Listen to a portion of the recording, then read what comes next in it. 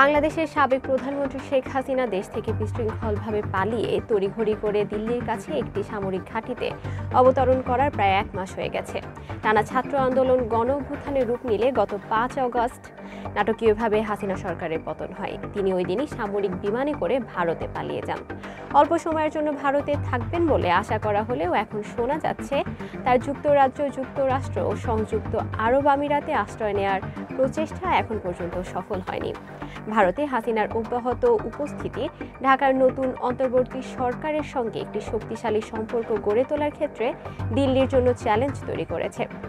ভারতের কাছে বাংলাদেশ শুধু প্রতিবেশী একটি দেশ নয়, এটি একটি কৌশলগত অংশীদার এবং ভারতের সীমান্ত নিরাপত্তার জন্য অত্যন্ত গুরুত্বপূর্ণ একটি ঘনিষ্ঠ মিত্র, বিশেষ করে 7 সিস্টার নামে পরিচিত দেশটির উত্তর পূর্বের রাজ্যগুলোর জন্য। বাংলাদেশ ও ভারতের মধ্যে 4096 কিলোমিটার দীর্ঘ সীমান্ত রয়েছে। এর ফলে ভারতের উত্তর পূর্বের রাজ্যের সশস্ত্র বিদ্রোহী গোষ্ঠীরা সদস্যরা নিরাপদ আশ্রয়ের জন্য বাংলাদেশে তুলনামূলকভাবে সহজে প্রবেশ করতে পারে। 2009 সালে শেখ হাসিনার আওয়ামী লীগ ক্ষমতায় আসার পর ভারত এই জাতিগত স্বাধীনতাকামী গোষ্ঠীগুলোকে দমন করে। এছাড়া ভারতের সঙ্গে কয়েকটি সীমান্ত বিরোধও বন্ধুত্বপূর্ণভাবে মীমাংসা করেন হাসিনা। দুই দেশের সম্পর্কের মূল বিষয় সীমান্ত নিরাপত্তা থাকলেও এর আর্থিক দিকও রয়েছে। হাসিনার 15 বছরের শাসনামলে দুই দেশের মধ্যে বাণিজ্য সম্পর্ক ও সংযোগ বিকশিত হয়েছে।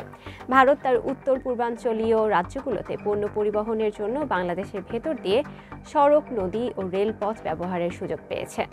অন্তর্বর্তী সরকারের প্রধান উপদেষ্টা ডক্টর মোহাম্মদ ইউনূসের সঙ্গে টেলিফোনে কথা বলেছেন নরেন্দ্র মোদী। তবে এটাও সত্য যে ভারতের বিরুদ্ধে বাংলাদেশিদের মনে ক্ষোভ রয়েছে। বিশেষ করে গত 15 বছর হাসিনা ও তার আওয়ামী লীগের প্রতি অন্ধের মতো যে সমর্থন ভারত দিয়েছে, সেই ক্ষোভ প্রশমিত করতে দিল্লির কিছুটা সময় লাগবে। বিশ্লেষকরা বলছেন, ভারত যদি একটি আঞ্চলিক পরাশক্তি হিসেবে নিজেদের মর্যাদা রক্ষা করতে চায়, তাহলে অন্য কোনো প্রতিবেশী দেশে তার প্রভাব হারাতে চাইবে না। বিশেষ করে প্রধান প্রতিদ্বন্দ্বী চীনও এই অঞ্চলে দীর্ঘদিন ধরে প্রভাব বিস্তারের চেষ্টা করে আসছে।